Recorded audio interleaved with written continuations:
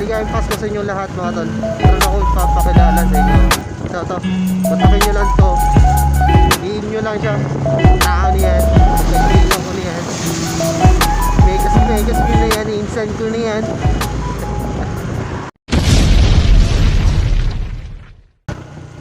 So, yo, what's up mga tol? This is Dance Moto. So, yun mga tol, maligayang Pasko sa inyo lahat mga tol.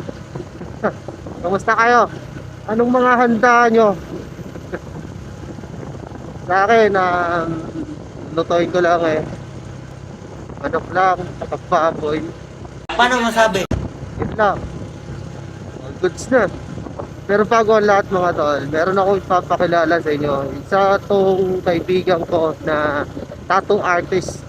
Napakaganda napakagaling mag-tattoo.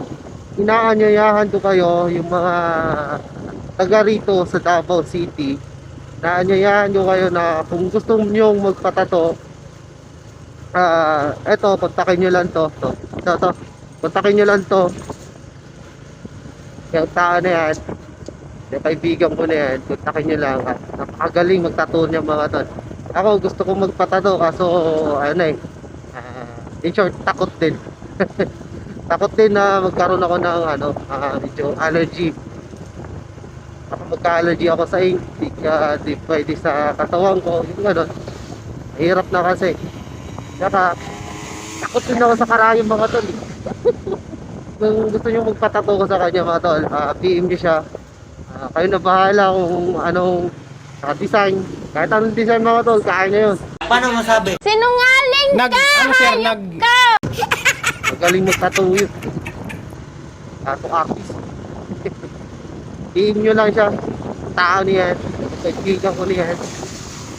Megas nyo na yan. Instant ko na yan. At yun, ulitin ko mga doon. Merry Christmas sa inyo lahat. Yun lang. Bye-bye! Woo!